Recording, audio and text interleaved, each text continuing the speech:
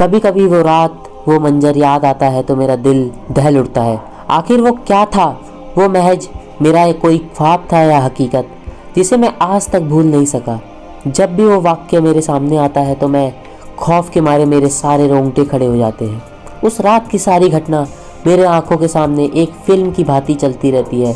भयानक और अंधेरी रात, ऊपर से सुनसान इलाका, बड़ा सा उजाड़ कमरा, फिर कंडक्टर की लाश यूं मिलना। न जाने उस रात क्या होने वाला था, लेकिन हम उस रात सच में बच गए। अगर वो ना होता तो शायद हम सब भी उस कंडक्टर के साथ ही अपनी जान से हाथ धो बैठते। लगभग 20 साल पहले की बात है। मैंने अपने परिवार के साथ जयपुर घूमने का कार्यक्रम बनाया। बेटा बहुत दिनों से जिद कर रहा था कि पापा मुझे राजस्थान घूमने के लिए चलिए। मैं उसकी बात मानकर उसे जयपुर घुमाने के लिए राजी हो गया। मैं, मेरी पत्नी सीमा और बेटा संयम घर से जयपुर के लिए रवाना हो गए। हमने 2 दिन में पूरा जयपुर घूम लिया, लेकिन मेरे पास अभी भी 2 दिन की छुट्टी और भी बची थी। तो मैंने सोचा क्यों ना अजमेर शरीफ भी हो आते हैं। चूँकि हमारी ये प्लानिंग अचानक हुई थी तो हमें जल्दबाजी में बस का सहारा लेना पड़ा। उस बस में और भी यात्री थे, खासकर बुजुर्ग की संख्या ज़्यादा थी। हमारी जैसी केवल एक ही फैमिली थी। बस में यात्री भी कम ही थे, क्योंकि बस में थोड़ी खजारा थी, इसलिए शायद उसमें ज़्यादा यात्री नहीं बैठे होंगे। करीब रात के 8 बजे बस अपने गंतव्य की ओर से रवाना हो चली। हम तीनों अपनी अपनी सीटों पर टेक लगाकर बैठ गए। संयम तो सो गया था, लेकिन मुझे और सीमा को बीच बीच में हल्की हल्की झपकी आ रही थी। एक और तो वीरान और अनजानी जगह, ऊपर से खचाड़ा बस में मुझे अनकंफर्टेबल लग रहा था। ड्राइवर को भी शायद बहुत जल्दी थी गंतव्य तक पहुंचने के लिए। वो भी बस को तेज़ी से रफ्तार में भगाए चला जा रहा था। अंदर से डर भी लग रहा था कि कहीं वे बस को कहीं ठोक न दे, क्योंकि अंधेरा घना था, साथ में सुनसान सड़क के किनारे जिस पर न कोई घर दिख रहा था और सड़क पर भी इक्का दुक्का वाहन ही दिखाई दे रहे थे। कुछ बुजुर्गों ने ड्राइवर को टोका कि बस की रफ्तार धीमी करो।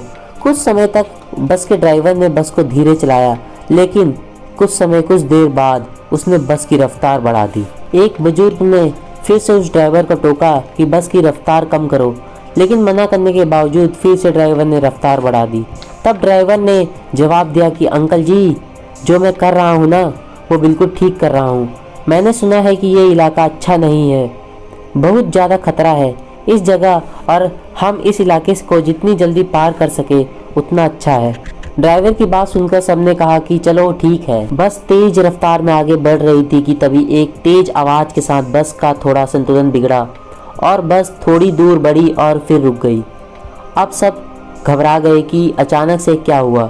इतना खतरनाक इलाका और बस का रुकना भी किसी को भी डरा सकता था। तब ड्राइवर ने अपनी टॉर्च जलाई, बस के नीचे उतरा और उसने देखा कि क्या बात है, बस को आखिर क्या हुआ है, वो रुकी क्यों।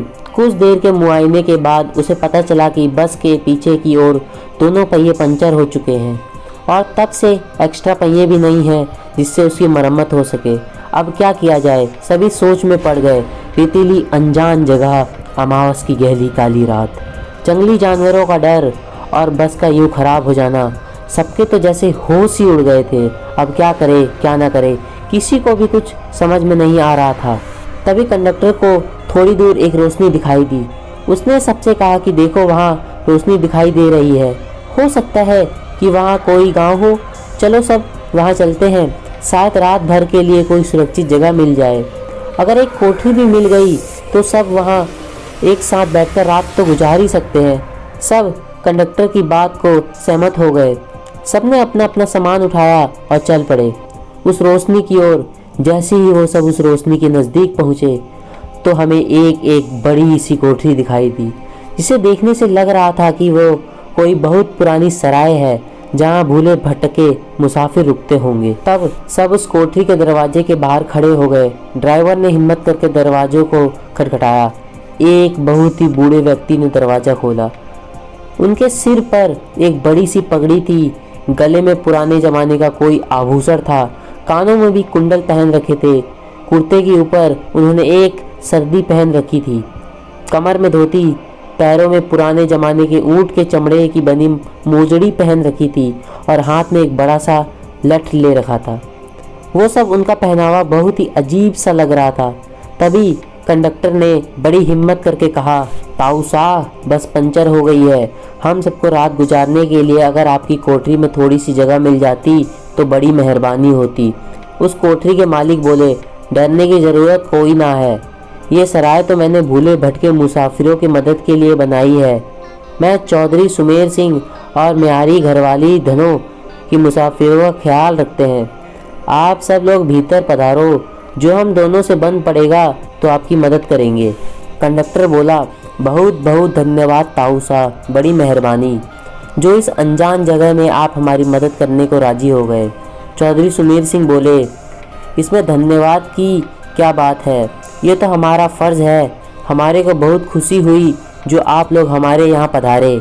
ये रहा पानी से भरा मटका, इस बड़ी सी डलिया में पूरियाँ रखी हैं और उस बड़ी सी बटोरी में आलू की तरकारी होगी। ये रहे पत्तल और आप सब अपना अपना खाना परोस लीजिए। महिलाएं घनों के पास चली जाए और पुरुष मेरे साथ आ जाए। जल्दी से सब खाना खा लो और जिसे बाहर काम निपटाना हो वो निपटा आए, क्योंकि 12 बजे के बाद कोई ना बाहर नहीं जाएगा और ना मैं किसी को बाहर निकलने दूंगा। कोई भी इसका कारण नहीं पूछेगा। सबके पास अपनी अपनी हाथ घड़ी होगी। समय के अनुसार काम करके सोने के लिए लेट जाओ। ये रहे कंबल, सब बिछा लो। हम सब ने चौधरी सुमेर सिंह की सारी हिदायतों के अनुसार काम किया और कंबल बिछाकर लेट गए। जिसने पास अपने अपने शॉल व चादर थे वे सब ओढ़कर लेट गए। क्योंकि मेरे पास ओढ़ने वाला एक बड़ा कंबल था, इसलिए मैंने बेटे को अपने पास सुला लिया और मेरी पत्नी औरतों के साथ अपना शॉल ओढ़कर लेट गई। चौधरी जी ने एक बार फिर सबको बाहर न जाने की हिदायत दी और सबको सोने के लिए कहा। लगभग 12 बजे के बाद न जाने कंडक्टर को क्या सूझी, उसे बीड़ी पीने की तलब लगी और वह बाहर जाने लगा। चौधरी जी ने उसे बहुत रोका लेकिन नहीं रुका।